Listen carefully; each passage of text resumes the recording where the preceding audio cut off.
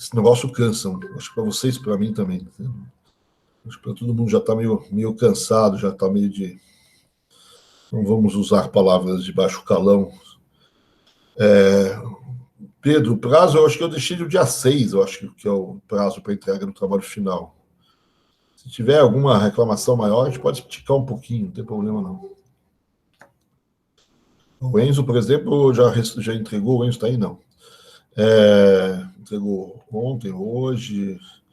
Ela, tem mais... Quem mais entregou? Tem mais gente que entregou já. Enfim.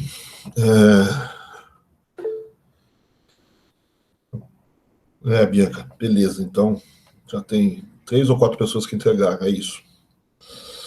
Beleza, então vamos lá. Vamos para a aula de hoje. Deixa eu botar a apresentação na tela.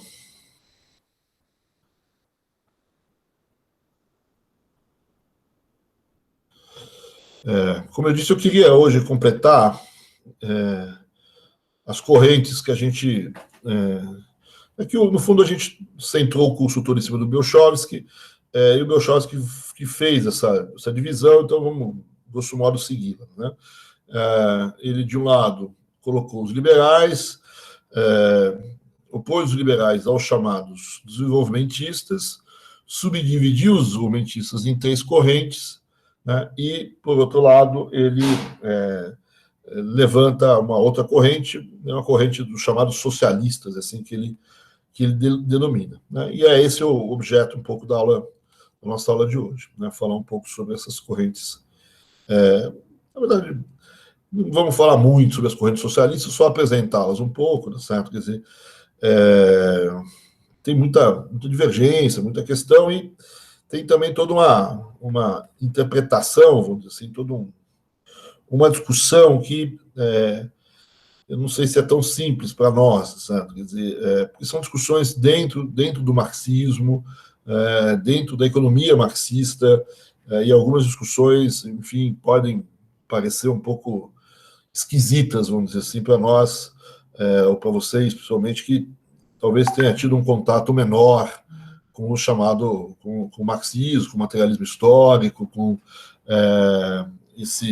não só esse linguajar, mas com essa construção teórica. Então, eu só vou apresentar da mesma maneira que eu também vou apresentar de maneira muito sucinta a chamada teoria da dependência, né? Que é, vamos dizer assim, uma certa crítica ao desenvolvimentismo, que nasce, em parte, justamente das correntes socialistas, e em parte do próprio desenvolvimentismo. Nasce um pouco na interação entre essas duas correntes, né? Na aula passada eu tinha citado que uma parte dos desenvolvimentistas nacionalistas navegavam dentro do ISEB, né? Então, dentro do ISEB tem um crescimento de um grupo ligado às ciências sociais, à sociologia, e a essas correntes mais ligadas à sociologia e às ideias marxistas que vão dar origem à teoria da dependência. E essa teoria da dependência também, ela de alguma maneira, bom, ela nasce, vamos dizer assim, de certa forma, inclusive quase que junto à CEPAL, né? Dois dos autores principais da teoria da dependência é o Fernando Henrique e o Enzo Faleto. O Enzo Faleto é chileno, o Fernando Henrique, certo, escreveu uma parte do texto que ele com o Enzo no Chile. A primeira publicação do livro dos dois é no México e depois ela vem para o Brasil, né? E essa teoria da dependência vai ter vários desdobramentos depois, inclusive dentro do marxismo. Tem a famosa teoria marxista da dependência, liderada pelo Rui Mauro Marini. Isso vai ter algumas discussões com a teoria do imperialismo marxista, onde no Brasil a gente tem o Teotônio dos Santos, falecidos os dois, infelizmente. Tem um outro autor, que é o André Guder Frank, que é importante nessa linha. Eu não vou entrar nesses elementos todos.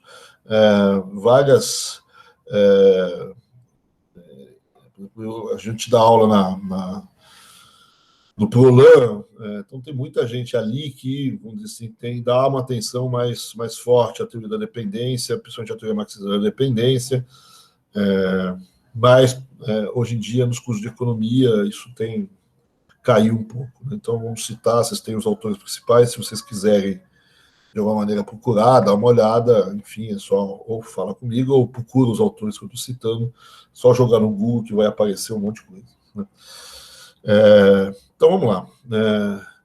Então, como eu tinha dito, né, o Wiercholowski, ele vai expor, vamos dizer assim, ele vai propor uma corrente de pensamento, que é a corrente que ele vai chamar de socialista, vamos dizer assim, que tem uma concepção, vamos dizer assim, um a priori, que é radicalmente diferente das concepções anteriores, né, das concepções que a gente, liberais ou mesmo desenvolvimentistas. Né?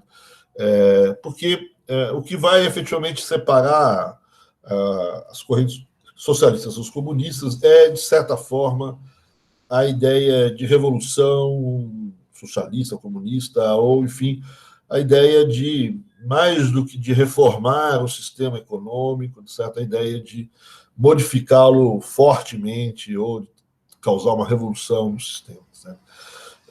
Então, a gente vai ver, certo, que muitos desses socialistas, vamos dizer assim, defendem também industrialização com o Estado, certo? Quer dizer, também enxergam, quer dizer, como desenvolvimentista, que a superação do atraso e da pobreza se faz por meio de uma industrialização planejada.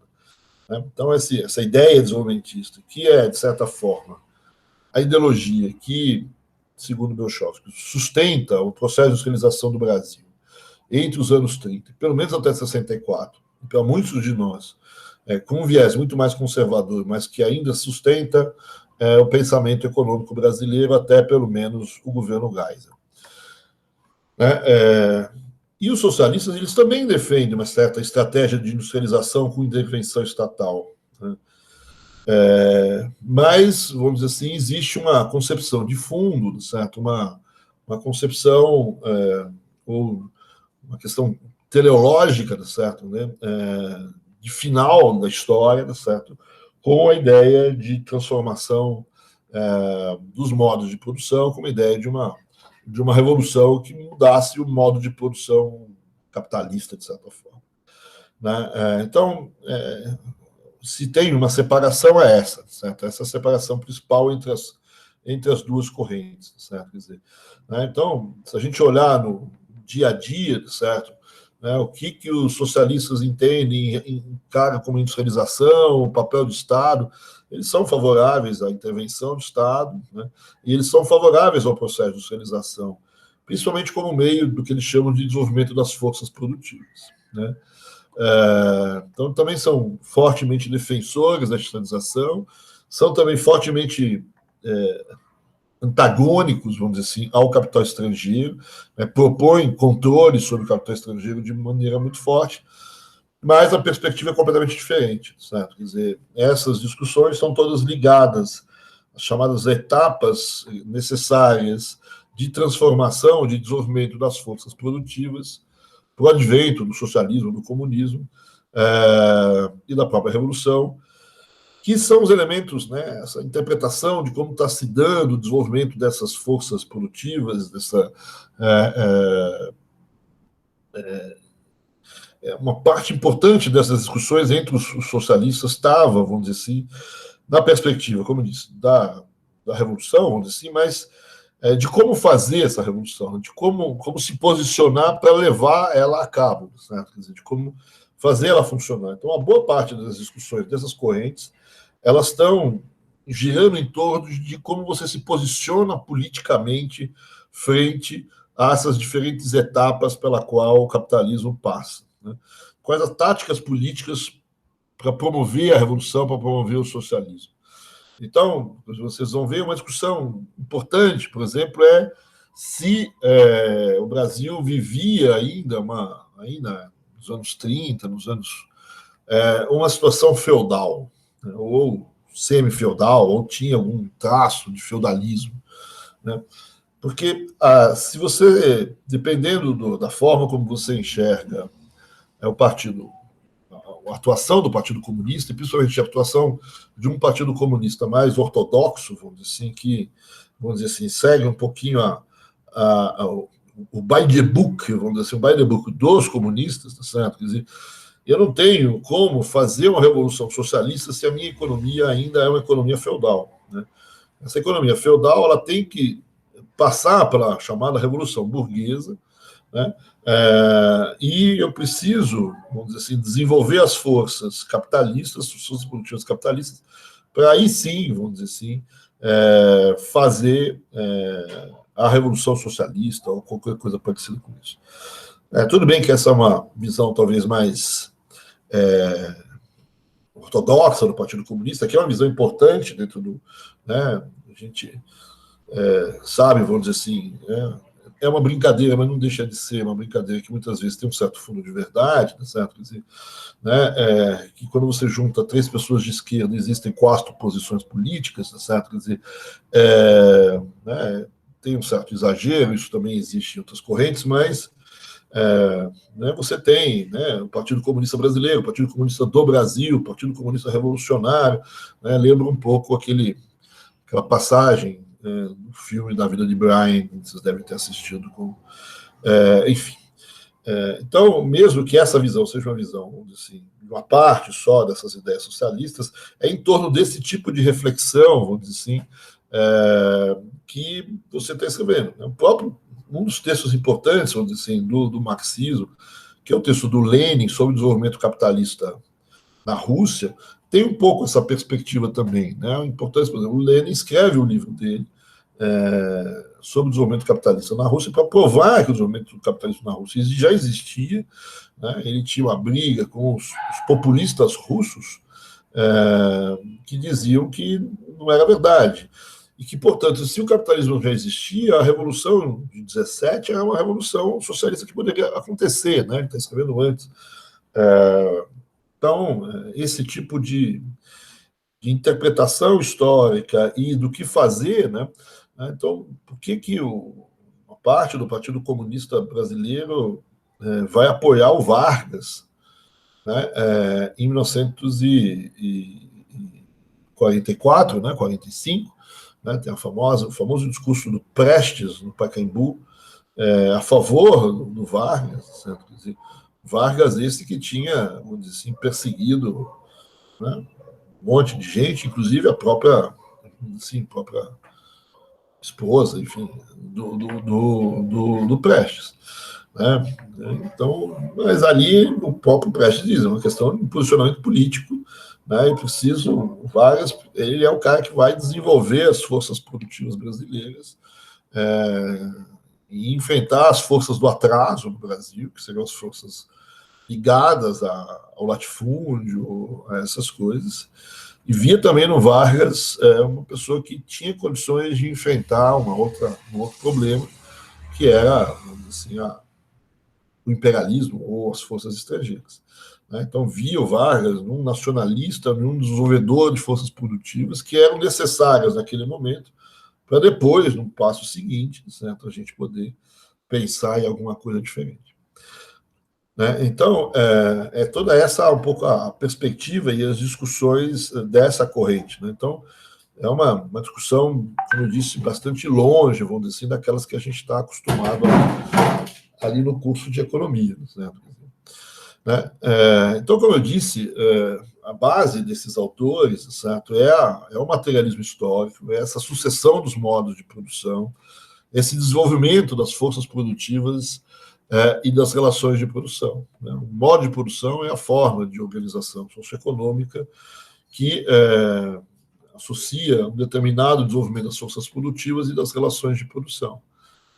As forças produtivas são as forças de trabalho, junto com os meios de produção, junto com a tecnologia, né? São as forças que você usa de certa forma para controlar, enfim, a natureza, são os meios de produção, as pessoas, e as relações de produção é justamente como que os donos desses instrumentos, desses objetos, dessas forças, interagem.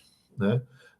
São a forma como se desenvolvem as relações aí de trabalho, certo? Mas como as classes, vamos dizer assim, detêm, vamos dizer assim, os meios de produção, os proprietários, os não proprietários de meios de produção. Né? Então, você tem ao longo da história, certo? Quer dizer, aí é uma outra briga entre eles, eu não vou entrar, certo? Mas existem enormes debates sobre os modos de produção, né? Mas a gente costuma contar aí entre 5, 7 modos de produção, certo? Quer dizer, é o modo de produção primitivo, asiático, escravista, feudal, capitalista, socialista, comunistas. Aí tem gente que diz que não há grande diferença entre o primitivo e o asiático. É, o escravista, na verdade, é mais um modo de produção típico da América Latina. Outros dizem que o modo de produção escravista é muito ligado ao modo de produção que alguns chamam de antigo. Eu não. E se essa é uma sequência, se não é uma sequência, tem um monte de discussões aí, eu não vou brigar com elas, certo? Quer dizer, o que é importante, só para a gente dizer, é que é preciso consolidar a economia industrial moderna, o capitalismo, o estabelecimento da burguesia para se fazer, então, a passagem para uma economia socialista, para uma economia comunista, para se fazer a revolução. Esse é o ponto central das discussões desses grupos mais socialistas, etc. E nessa história dos modos de produção, por exemplo, você pega o Caio Prado, que talvez seja o grande autor, grande nome dessas correntes todas, é um grande intelectual, né, que teve alguma atividade prática, mas nem tanto, né, mas é o cara que, vamos dizer assim, de um lado, combateu essa ortodoxia do Partido Comunista Brasileiro, e, do outro lado, em alguns momentos, chega inclusive a propor determinadas táticas políticas diferentes ou não, mas é um dos intelectuais importantes dessa história, né? Então, ele vai escrever vários textos, vocês obviamente conhecem alguns deles, mas, por exemplo, essa questão do caráter feudal da economia brasileira, até onde a gente tem feudalismo, certo? Quer dizer, ele tem um debate gigante, certo, com outro cara, que é Alberto Passos Guimarães, que escreve um livro chamado 4 séculos de Latifúndio, que, no fundo, defende essa ideia de um caráter feudal da economia brasileira, né? E o Caio Prado disse, olha, o problema é que o feudalismo, você imagina que existe um vínculo entre o trabalhador, o servo e a terra, né? Isso no Brasil, o Alberto Passos vai dizer que tem, que nas ligações sociais, ele diz que não. O que tem é uma ligação, que historicamente, o que durante 4 séculos existiu no Brasil, é uma ligação não entre o trabalhador e a terra, mas entre o trabalhador e o dono da terra, que é uma relação de escravidão, né? E que na agricultura brasileira, nas terras brasileiras, prevaleceria um modo de produção escravo, escravista, e não feudal. E com a erradicação da escravidão, você não é porque você erradicou a escravidão que você implementou um modo de produção feudal, né? Porque mesmo com todas essas relações esquisitas de trabalho no campo, meagens e outras coisas, a gente não é exatamente a corvéia que se estabeleceu no Brasil, né? Então, ele concorda, certo, de que você não é uma clara relação assalariada que define as relações capitalistas, né? Mas eu também não posso dizer que é feudal, certo? Quer dizer, então, que para o Caio Prado diz, a gente tem que levar a fundo, certo, no campo brasileiro, as relações de trabalho assalariadas, né? A gente tem que ir para consolidar o capitalismo no Brasil, preciso levar, vamos dizer assim, as regras de trabalho assalariado completamente para o campo, né? Mas isso não quer dizer, tá certo, que a gente esteja também tão distante a ponto de a gente falar que a gente vive numa situação feudal, né? Então é o tipo de discussão que muitos desses autores têm, né? E em relação por exemplo, às revoluções, certo? Qual é a característica da Revolução de 30, certo? Quem é, né? Porque a gente fala de revolução, né? Algumas pessoas preferem falar de nome de golpe, porque aí tira, vamos dizer assim, um pouco esse viés revolucionário, vamos dizer, né? Mas, por exemplo, um cara como Nelson Werneck Sodré vê na Revolução de 30 uma revolução burguesa, né? Contra a aristocracia, vamos dizer assim. Então, é uma espécie, vamos dizer assim, de semelhante à Revolução Inglesa, enfim. E o Caio Prado falou, olha, não é bem assim, certo? Quer dizer, eu acho que as coisas, essa Revolução de 30 não tem esse caráter burguês tão forte como o Nelson Werneck aponta. De qualquer maneira, então estão todos eles discutindo essa transição de uma economia colonial, exportadora, escravista, etc., para uma economia industrial moderna. Isso vai marcar muito a literatura da história, né, da historiografia brasileira.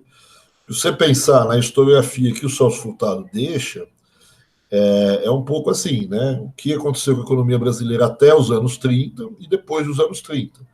Até 30 eu tenho uma economia agrária exportadora e depois de 30 eu passo a ter, vamos dizer assim, uma economia industrial, tenho o processo de industrialização, tenho a transição para a industrialização, etc. E o que esses marxistas estão dizendo, isso vai ser importantíssimo, vamos dizer assim, por exemplo, na visão da Unicamp sobre a história da economia brasileira, né? Mas esses caras já estão antecipando aqui e falam, olha, não é só isso, certo? Posso até concordar que em 30 é um momento importante para uma economia industrial moderna, né? Vamos discutir o caráter revolucionário ou não do golpe do Vargas e das políticas do Vargas. Mas a gente não pode esquecer, certo, dois outros momentos na história do Brasil. Certo? Né? A independência não é um momento qualquer, certo? É quando você deixa de ser colônia, você passa a ser uma nação. Né? Nos termos marxistas, certo? Você passa a ter acumulação de capital nacional, né? Dentro do país. Certo? Então, antigamente eu podia gerar capital no Brasil, mas ele era, de alguma maneira, transposto, como assim, ia para Portugal, de Portugal ia para a Inglaterra. Aqui pode até dizer que a gente também perde esse capital, certo? Mas, de qualquer maneira, tem um momento, vamos dizer assim, de nacionalização que eu não tinha antes da independência brasileira.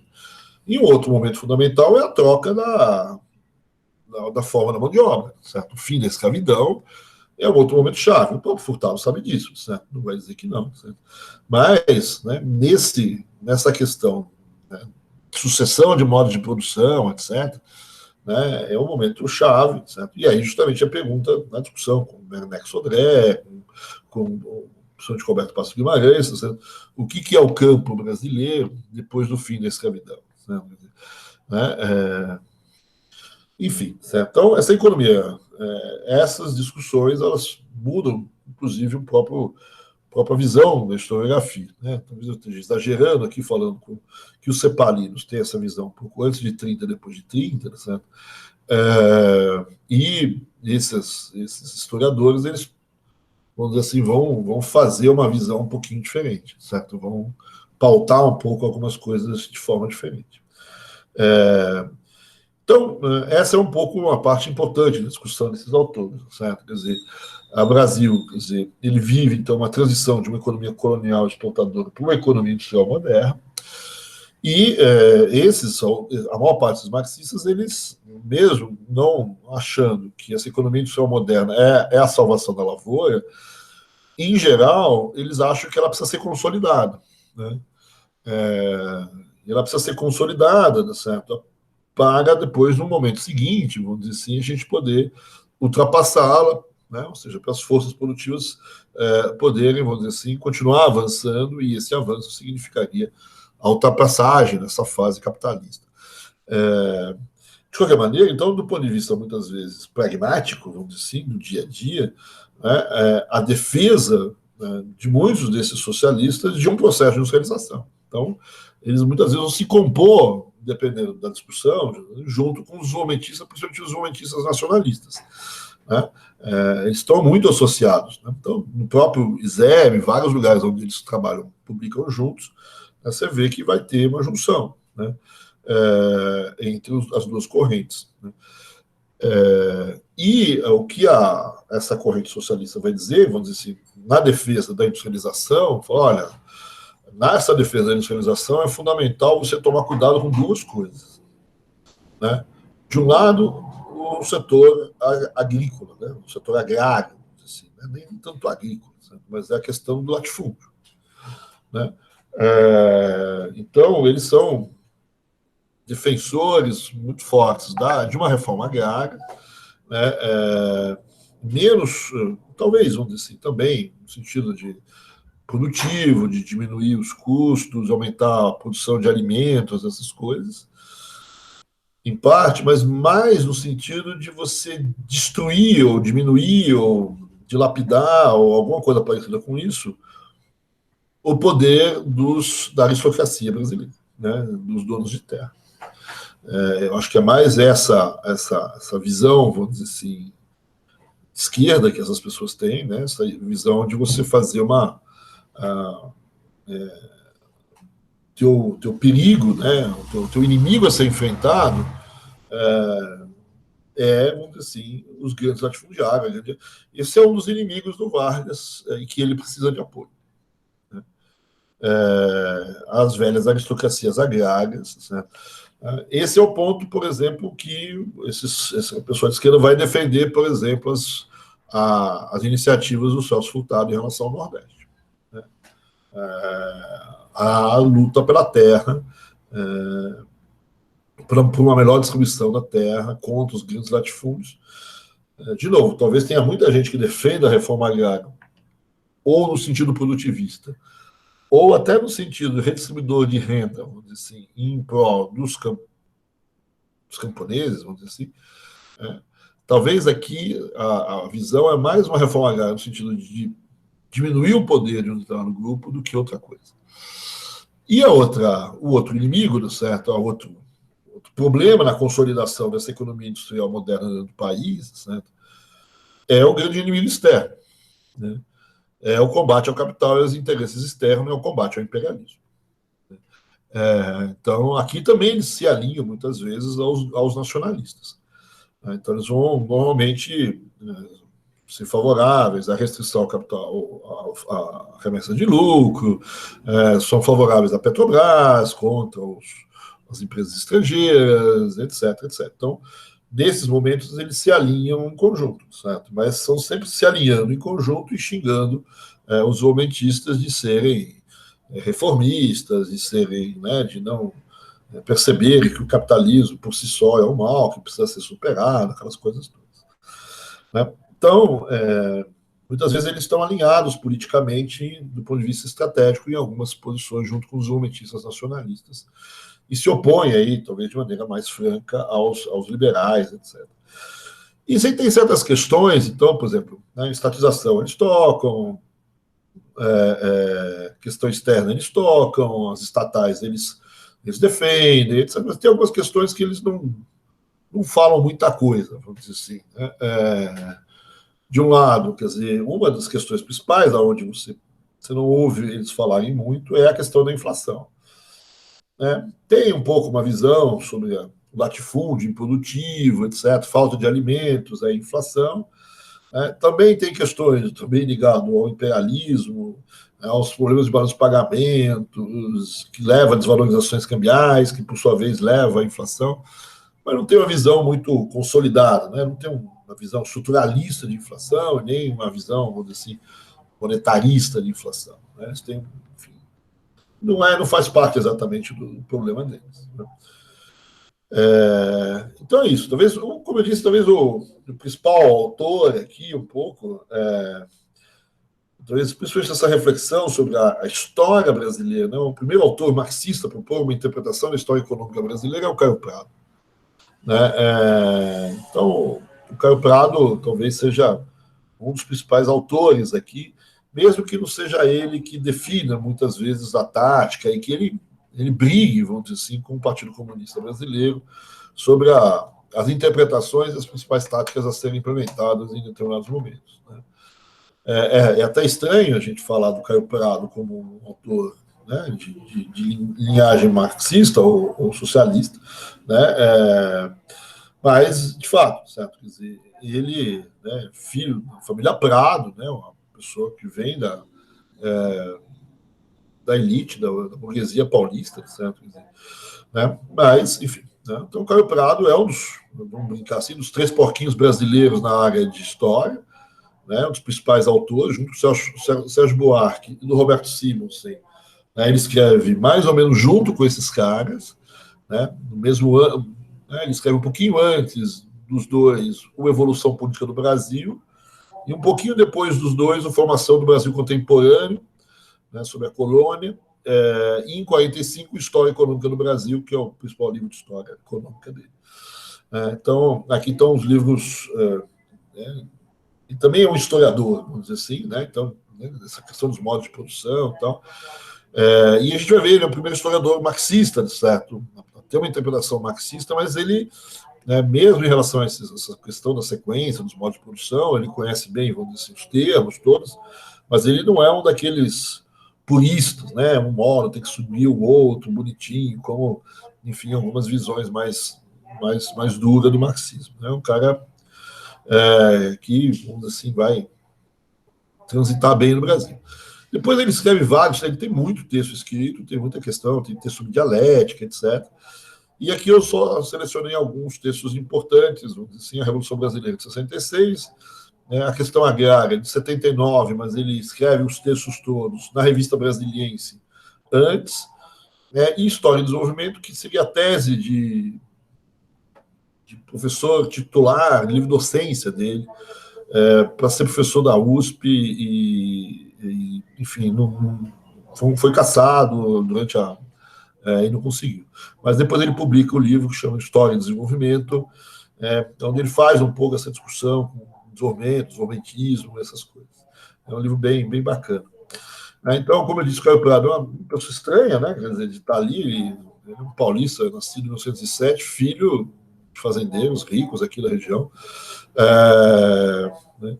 Ele se forma em Direito, lá de São Francisco, em 28, e onde ele vai fazer uma livre docência aqui. Então, desculpa, acho que me enganei ali, certo? Quer dizer, então ele faz a livre docência em Economia Política em 56, e em 69, né, então ele está concorrendo ao concurso de professor titular. Então, aqui. Então, e nesse concurso de professor titular, ele prepara um memorial, que é aquele livro que eu chamei de História e Desenvolvimento. E esse concurso não existiu, ele não pôde concorrer, ele não teve esse concurso, né? Ele ficou com o que ele escreveu, depois ele publicou, e nesse concurso retiraram, inclusive, a livre-docência que ele tinha feito em 56 dele. Né? Enfim, caçaram a livre-docência dele, vamos dizer assim. Né? Então, aqui ele já está um pouco, nesse período dos anos 50, ele já está numa fase mais calma. Né? Nos anos mais jovens, nos anos 30, certo? Quer dizer, ele faz o apoio ao Getúlio Vargas também na Revolução de 30. Depois ele entra definitivamente para o Partido Comunista Brasileiro. Né? Ele, no primeiro exílio dos comunistas, ele vai ser preso, e depois ele vai para a França, ele volta, ele se elege deputado estadual na relegitimização do Partido Comunista Brasileiro ao final do Estado Novo, e depois ele é cassado de novo, certo? Quer dizer, com a ilegalidade do Partido Comunista Brasileiro já no final dos anos 40. Né? Nesse período, ele vai ter uma carreira importante na área, né? vai ser um escritor, um jornalista, vai escrever, e vai começar a se dedicar ao estudo, e vai começar um pouco a abandonar a parte mais direta de política. Né? Mas ele continua militando, certo? Ele vai fundar uma livraria que vira uma editora, né, que é a Brasiliense. Né? Engraçado, não? O Furtado está por trás da Paz e Terra, o Caio Prado aqui por trás da Brasiliense. Nessa livraria, né, essa livraria Brasiliense, que depois vira editora, eles têm uma revista que também chama Brasiliense.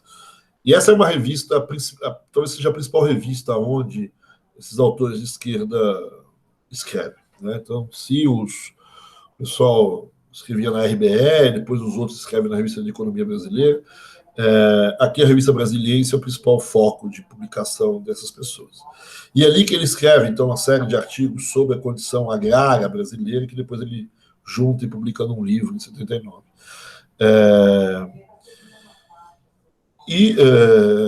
Então, aqui ele tem uma briga, vamos dizer assim, então, com o Partido Comunista em relação à própria ideia de reforma agrária. Ele fala, olha, Na verdade, os camponeses ali, não sei se eles estão tão preocupados com reforma agrária, né? O que é importante para eles é levar a CLT para o campo, certo? Quer dizer, é a precarização do trabalho, é isso que talvez fosse importante. Mas aí. Então, esse é um pouco o Caio Prado. Para a gente voltar às nossas diferenças, então aqui eu só tem esse quadro aqui, que também, de certa maneira, eu tirei do Bolshoi, que tem uma separação entre as várias correntes.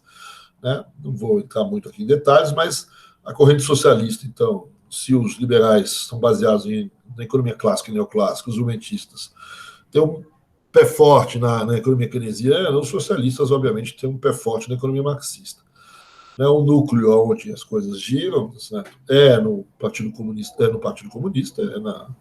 nas discussões em torno do Partido Comunista Brasileiro, e eles participam, de certa forma, também dentro do ISEB. Assim, eu já citei o ISEB também é um órgão onde alguns jumentistas estão trabalhando, o próprio Caio Prado está um pouco ligado ao ISEB, etc. Então a gente tem o Caio Prado, já também citei outros autores, o Nelson Werneck Sodré, Alberto Passos Guimarães, o Aristóteles Moura, enfim, tem uma série de pessoas aqui.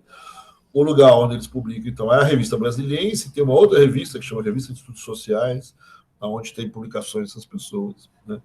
E o projeto básico, então, é a viabilização do desenvolvimento capitalista, industrial, para preparar o cenário para uma revolução, para o socialismo, etc. Né? E esse desenvolvimento capitalista tem que ser uma industrialização nacional, eu não posso internacionalizar o mercado interno, e eu tenho que tomar cuidado, vamos dizer assim, com a aristocracia territorial brasileira, etc. Né? Então, aqui a tese, principalmente, é a visão do materialismo histórico, a tese das etapas, né? Assim, tem que evitar que uma retrocessão, vamos dizer assim, do desenvolvimento brasileiro ao feudalismo, e também não pode deixar ela ser tomada pelo imperialismo internacional. Né? Então, o cuidado aí principal no crescimento o crescimento econômico pode ser, o crescimento das forças produtivas pode ser entorpecido, pode ser diminuído pelas forças do latifúndio, pelas forças do imperialismo. Olhando mais pragmaticamente, eles são, obviamente, contrários ao capital estrangeiro, favoráveis às empresas estatais, favorável ao planejamento, favorável ao protecionismo. Como eu disse, sobre inflação, não tem muitas definições muito claras. As questões distributivas, eles são favoráveis à reforma agrária e aumentos salariais via luta sindical, etc. E eles são, enfim, decididamente favoráveis à reforma agrária. Então, aqui a gente tem um quadro mais genérico aqui sobre as ideias dessas pessoas. E para terminar aqui, tá certo? Eu queria chamar a atenção também, então, de uma sequência, talvez no momento posterior, de ideias que vêm em parte dessas correntes socialistas e que vêm, vamos dizer assim, também de uma invasão, vou chamar assim, da sociologia para cima das discussões de desenvolvimento. Né? Então, nos anos 60, existe uma aproximação dos desenvolvimentistas e de uma parte dessas esquerdas por meio da expansão da sociologia. Né? Então, a sociologia vai crescer, né, e vai, de alguma maneira, começar a dialogar com os economistas, principalmente com os economistas de esquerda, né, e com os economistas desenvolvimentistas. Isso vai ser muito feito no Brasil dentro do ISEB, no primeiro momento, né, e na CEPAL isso vai ser muito forte também. Né, o substituto do Prebisch na CEPAL é o José Medina Echevarria. O Echevarria é um sociólogo, certo? Ele introduz a teoria sociológica dentro da CEPAL. Né? E é nesse contexto, vamos dizer assim, que aparecem dois sociólogos, né, que é o Fernando Henrique e o Enzo Faleto. Tem muito mais gente aqui, certo? Quer dizer, aqui tem uma história meio complicada, certo? Mas vamos começar com o Fernando Henrique e o Enzo, certo? Quer dizer, o Enzo Faleto é um chileno, né, infelizmente já falecido, é um cara de uma formação de ciências humanas, né? Ele se não me engano, filósofo pela Universidade do Chile, historiador pela Flaxo, né, para as faculdades latino-americanas de ciências sociais, e eu acho que ele tem um mestrado, um doutorado em sociologia. E depois é professor da Universidade do Chile, enfim, de sociologia, grosso modo, mas dessas vagas áreas.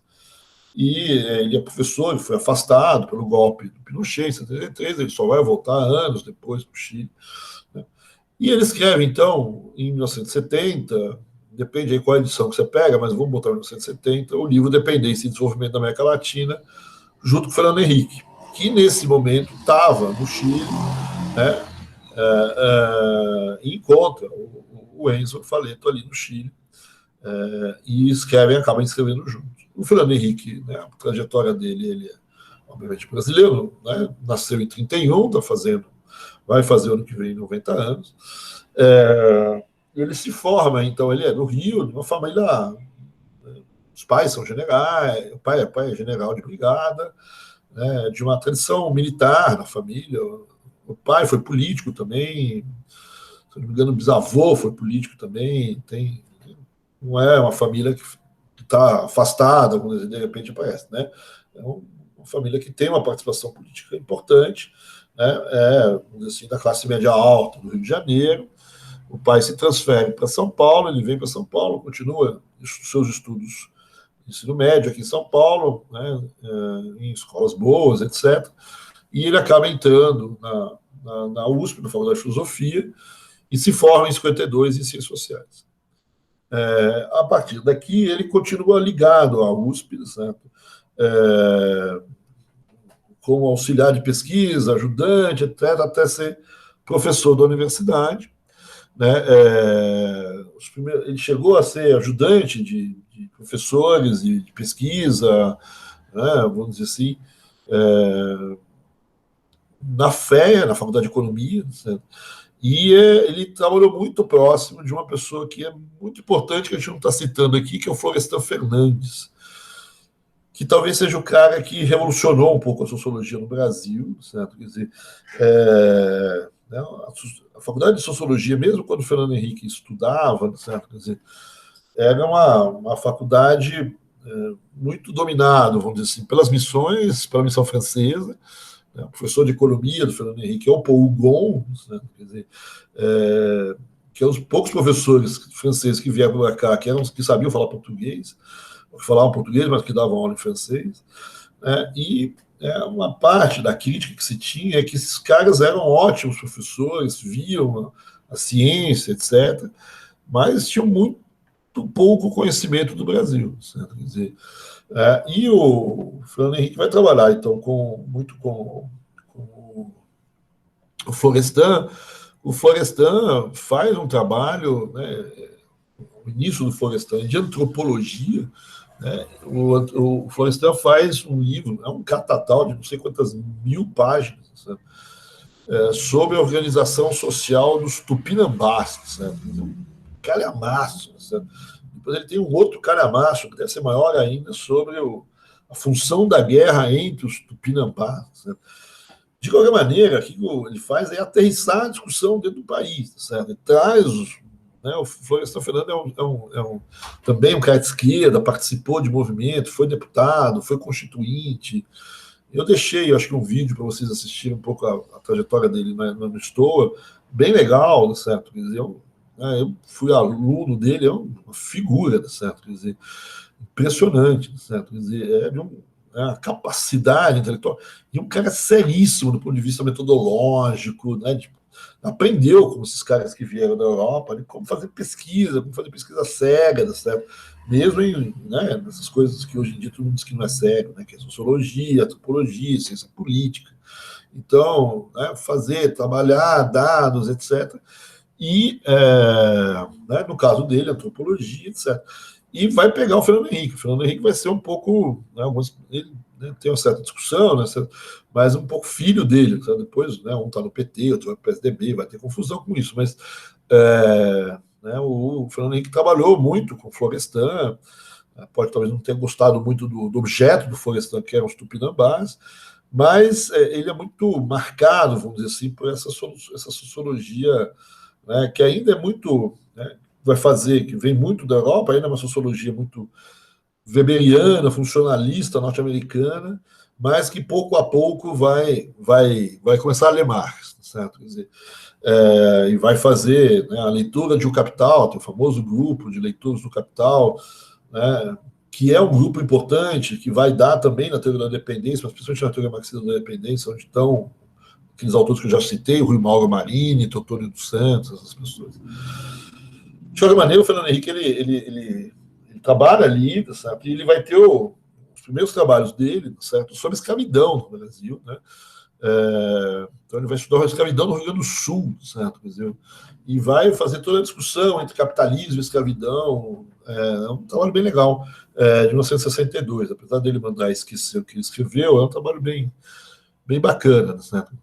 E ele depois tem um segundo trabalho, aí ele começa faz essa aproximação muito forte com a economia, né, já na escravidão, já está com aquelas discussões, como eu já disse, entre também os marxistas, etc. Né? E aqui ele vai ter um outro trabalho importante dele, certo? Que é o empresariado industrial, o empresário industrial e o desenvolvimento no Brasil. Certo? Aqui ele está já está trabalhando com os desenvolvimentistas, está olhando, está conversando com eles, né? Que é um trabalho dele antes dele ir para antes dele ir para o exílio. Então, ele está ali trabalhando com essas coisas, está, né, fazendo a transição aqui no Brasil, dessa escola de sociologia muito ligado aos professores da vinda das missões francesas para cá, né, o Florestan vai pegar, depois ele junto, certo? Vão pegar e vão abrasileirar, vamos dizer assim, as discussões de sociologia, de antropologia, etc., e vão, né, trazer também nessas discussões outras visões, vamos dizer assim, como a própria ideia da leitura do Capital, etc. Aí vai ter a Revolução de 64, o golpe de 64, ele vai se exilar, e ele vai para o Chile. Ele vai trabalhar, inclusive, na CEPAL e na Flaxo, que é aquela faculdade latino-americana de ciências sociais. Né? E ali, então, ele vai encontrar com o Enzo Faleto e vai continuar as reflexões dele em torno da questão do desenvolvimento, certo? E em 70, né, em 69, ele publica o Dependência e Desenvolvimento da América Latina com o Enzo Faleto no México, né, e depois sai em 70 no Brasil. Né? Eu acho que é isso um pouco. Né? Antes disso, ele já tinha ido para a França, certo? Ele vai ser professor na Universidade de Paris, em Nanterre, ele vai, enfim, circular ali, ele vai continuar encontrando o Furtado, vai encontrar com a galera toda ali, vai também para os Estados Unidos, etc. Ele volta para o Brasil, ele tenta assumir uma cadeira dentro da USP, não consegue também, da mesma maneira que o Caio Prado. Ele funda no Brasil uma outra instituição que é importante, né? Hoje a gente fala menos dela, mas ela já foi muito forte no Brasil, que é o SEBRAP, que é o Centro de Estudos Brasileiros, o Centro Brasileiros de Análise e Planejamento. Esse é o nome do SEBRAP. Ali no SEBRAP também tinha um grupo de leituras, o Marx, tinha uma série de discussões, é um centro importante, né? Tem uma revista importante também, né? E ali vai ter muita discussão. Né? E aí depois começa a carreira política dele, certo? Nos anos 70 ele se filia ao MDB e depois aí, nos anos 80, 90, vira Fernando Henrique político, que aí senador, ministro, presidente, enfim, deixa pra lá. Né? O meu momento importante aqui, então, é esse livro deles dos anos 70, que é Dependência e Desenvolvimento na América Latina, que é um dos livros importantes, vamos dizer assim, na chamada teoria da dependência e na discussão entre a teoria da dependência e os desenvolvimentistas cepalinos, os desenvolvimentistas brasileiros e latino-americanos de uma maneira geral. Né? Como eu disse, você tem outros autores que também desenvolvem a teoria da dependência, tem uma discussão entre eles, entre Fernando Henrique e o Serra também está nessa discussão. Você tem na CEPAL, você tem o Aníbal Pinto, que está nessa discussão também. E no Brasil você tem uma discussão que também tem uma corrente mais à esquerda, mais marxista, que vai ser forte, como eu já chamei a atenção, da teoria marxista da dependência, do Rui Mauro, do Teotônio, etc. Então, mas eu vou ficar aqui na história da teoria da dependência do Enzo e do Fernando Henrique. Né? Então, a primeira coisa, certo, é que eles criticam o excessivo viés economicista do desenvolvimento, da visão de desenvolvimento. Né? O desenvolvimento até aqui só foi tratado com uma coisa de economia, certo? Falta uma visão da natureza política das transformações econômicas. E é isso que a gente precisa introduzir nessa história. Porque se você não introduzir essa visão da natureza política das transformações econômicas, vocês não vão entender por que, vamos dizer assim, essa industrialização não deu os resultados que os desenvolvimentistas imaginavam que ia dar. Vamos lembrar que a gente está aqui no final, a gente está nos anos 60 aqui. Então, a industrialização já andou em vários países e ela trouxe benefícios, mas não completamente. Né? Então, muitos desenvolvimentistas, já disse que o próprio Furtado, de certa maneira, tem um pouco essa ideia, de que essa industrialização ela ocorre, mas ela não acaba com as vulnerabilidades todas. Elas não resolvem o problema de heterogeneidade estrutural completamente. Ela não traz consigo uma evidente, grande melhora na distribuição da renda. Né? E a gente imaginava que também politicamente as coisas iam ser melhores. Né? A gente vê em toda a América Latina golpes de Estado no Brasil. Né? Então, ele falou, olha, na verdade, essa estagnação do desenvolvimento que a gente vive nos anos 60, né, para usar a palavra do próprio Furtado, que é o estagnacionismo, ele, em parte, para você entender o que está acontecendo, você tem que sair um pouco dos modelos econômicos. Né? Você tem que entender um pouco as questões políticas por trás dessas transformações econômicas. Né? Para ele, então, o desenvolvimento é mais do que só uma questão de modelos econômicos, é o resultado de um conflito, de uma interação, de um jogo entre grupos, entre classes sociais, que cada uma dessas classes tem os seus interesses, tem valores, né? E, vamos dizer assim, não é sempre possível conciliar, superar, etc. Então, à medida que as transformações vão ocorrendo, a estrutura social vai se modificando, certo? Mas você tem interesses de um contra os outros às vezes ganham força e voltam, né?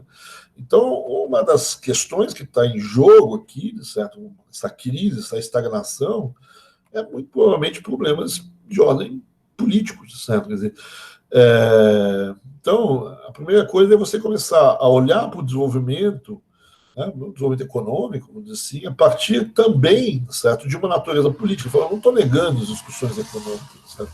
Só estou dizendo que falta uma visão da natureza política dessas transformações econômicas. E ele vai juntar o conceito de subdesenvolvimento, ou o conceito de centro-periferia, talvez, principalmente, o conceito de dependência. Né? A ideia de dependência sempre existiu, certo? Quer dizer, sempre existiu, a gente está em uma dependência. Né? A gente tem uma situação de dependência.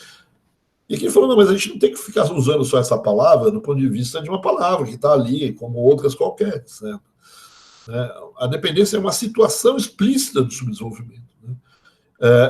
Implica, né, quando você olha para a ideia de ser periferia, e eu falo dependência, eu tenho uma ideia de domínio, de dominação, de subordinação, certo? Quer dizer, né, é mais do que uma palavra solta, certo? Quer dizer, né, então, você tem situações, quando eu digo que existe uma situação de dependência, né, eu tenho uma situação de domínio, vamos dizer assim, do centro sobre a periferia, ou de determinados grupos políticos sobre outros, certo? Quer dizer, então, isso supõe, tá certo, que em certos casos, certas decisões de produção, de consumo de uma economia, tá certo? Não dependem mais exclusivamente daquilo que o Brasil quer, o governo brasileiro quer, não pode fazer, certo? Ela está subordinada a uma dinâmica, a uma série de interesses de uma outra região. Isso é uma dependência externa. Certo? Então, a noção de dependência, vamos dizer assim, ela mostra que mais do que uma... Né, quando eu falo da questão de centro-periferia, mais do que de diferenças, né? Olha, existe o centro, a periferia, o centro faz isso, a periferia é assim, etc. Olha, não é só situações diferentes, certo? Quer dizer, né, é uma noção de subordinação, certo? É uma noção que existe uma vinculação entre essas duas coisas, certo? Quer dizer, né, então existe uma situação de que as funções, as economias subdesenvolvidas no mercado mundial, eu não posso encará-las sem levar em consideração fatores econômicos que caracterizam essa dependência, ou seja, essa espécie de relação de dominação entre o centro e a periferia. Então, ele põe muito, vamos dizer assim, da questão da sociologia, de uma sociologia marxista, talvez em parte, certo? Nessa história. Né? Então, a teoria da dependência, ela vai pegar, no fundo, a noção de centro-periferia e usar uma noção de hierarquia entre elas. Né? O centro, a periferia é periferia porque o centro é centro, isso você é paujanesia, certo? Quer dizer, mas aqui o que a gente está dizendo é que o centro faz a periferia ser periferia e dificulta ela para deixar de ser periferia. Então, tem uma relação de dependência da periferia em relação ao centro que não é fácil de ser suplantado, né? De passar por cima disso, certo? Quer dizer, então, as condições estruturais de uma economia interna nos países, certo? Elas são o outro lado da dependência, elas também condicionam e limitam o raio de ação. Falam, olha, você não pode imaginar, certo, de que eu tenho uma economia, certo, que o pessoal ali dos latifúndios vão ficar quieto, certo? Quer dizer, né, você não vai imaginar que você vai impor certas regras, certo? Quer dizer, contra a agricultura, a favor da industrialização, e a agricultura vai ficar quieta, certo? Quer dizer, né? Então, as bases produtivas, essa é a primeira questão importante, né? Eu tenho que levar em consideração as questões políticas dentro desse desenvolvimento produtivo, né? Então, eu tenho que levar em consideração as reações dessas classes, né? Os posicionamentos estratégicos dessas outras classes, né? E isso é válido dentro do país como fora do país, certo? Quer dizer, o sistema econômico entre nações também eu tenho dependência, eu tenho hierarquias entre elas, né? Eu tenho controle entre elas, né? No limite, certo? Quer dizer, o grande problema para muita gente do capitalismo brasileiro, e principalmente, e por isso que eu talvez, né, essa crítica vai ser os desenvolvimentistas talvez mais não nacionalistas do que os nacionalistas, né, permitir uma certa internacionalização do mercado interno, isso limita a capacidade desse mercado interno se desenvolver. Certo? Então, para superar esse subdesenvolvimento, mais do que as estratégias de industrialização, disso ou daquilo, né? Então, eu dependa menos dessas estratégias, dessas discussões econômicas, e mais de ver como se dá o jogo de poder entre as classes e os grupos políticos. Né? Por isso que eu estou defendendo aqui agora não mais só políticas econômicas, mas reformas econômicas, como reforma agrária, como reforma tributária, onde, de fato, eu vou no jogo de poder. Certo? Quer dizer, onde eu mudo as relações de poder, né, entre as pessoas e entre os países. Né? Então, essa é um pouco o início, vamos dizer assim, a crítica da teoria da dependência às visões desenvolvimentistas. As visões desenvolvimentistas são bacanas, sabe? Mas faltam um substrato político nesse jogo, certo? Falta dar uma certa ideia de uma certa ingenuidade política por trás dos desenvolvimentistas, certo? Quer dizer, e de que é mais uma questão de convencer o que é melhor para o Brasil, etc. Não. Você tem a base produtiva condiciona os grupos políticos, os grupos políticos têm seus interesses e eles estão jogando o jogo, certo? E eles vão mudar, perpetuar, vão fazer o seu jogo. E eu não posso imaginar, certo, que em termos internacionais as pessoas vão olhar para o Brasil simplesmente se desenvolver e não vão fazer nada também, certo? Quer dizer, se o Brasil está se desenvolvendo dentro de um cenário onde os outros países já se desenvolveram, né, e esse desenvolvimento dos outros países condicionou a capacidade do Brasil se desenvolver, né, o desenvolvimento brasileiro também é observado pelos outros países, certo? Pelos outros grupos políticos, e eles vão reagir, vão dizer assim, opa, se esse país começar a crescer demais, eu vou perder espaço, certo? Quer dizer, eu vou... Né? Então, existe aí toda uma articulação internacional. Né? É óbvio que essa teoria da dependência, quando você vai para uma vertente mais marxista, vai, no fundo, dar lá na teoria do imperialismo, né? Ou em alguma coisa parecida com isso. Tá? Mas esse um pouco, né? Então essas correntes à esquerda, vamos dizer assim, que tem um pouco essa visão mais política da coisa, elas se juntaram muito com as correntes sociológicas, tá certo? E, de alguma maneira, começam a fazer uma mudança, vamos dizer assim, um olhar sobre a teoria do desenvolvimento, tá certo? Sobre os desenvolvimentistas, um olhar crítico, olha, peraí que vocês me parecem um pouco ingênuos aí nessa história, certo? Quer dizer, além das discussões que vocês têm sobre inflação, sobre desenvolvimento, sobre isso, sobre aquilo, vamos dizer assim, não esqueça que existe aí uma questão de classes sociais, de grupos políticos, de hierarquia internacional, que a gente não pode esquecer. Né? Então, esse é o recado um pouco da teoria da dependência, que, de certa maneira, vem nessa toada entre as visões mais socialistas, vamos dizer assim, ela vai surgir justo no final, justamente no momento onde uma parte do desenvolvimentismo brasileiro está em crise, vamos dizer assim. Né? Então, hoje, talvez, o principal autor de uma teoria marxista da dependência seja a Vânia Bambirra, tá certo? Quer dizer, o Rui Mauro Marinos, que já faleceu, o Antônio dos Santos também faleceu, mas é uma teoria, né, que tinha ficado um pouco de lado durante um bom tempo, mas assim como você tem um ressurgimento do novo desenvolvimentismo, a teoria da dependência, principalmente na sua vertente marxista, ela tem dado uma revigorada um pouco em alguns lugares, né? Não foi na FED, Ribeirão, nem na FED São Paulo, mas em algumas faculdades ela voltou a crescer, a teoria da dependência.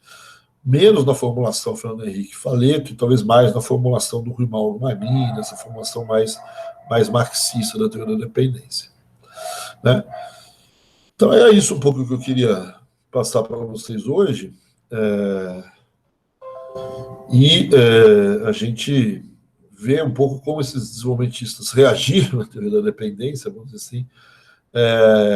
Na próxima aula, vamos ver se os novos desenvolvimentistas, de alguma maneira, reagiram a essa crítica da teoria da dependência aos velhos desenvolvimentistas. É isso. Né? Não sei se vocês têm alguma pergunta, alguma dúvida, alguma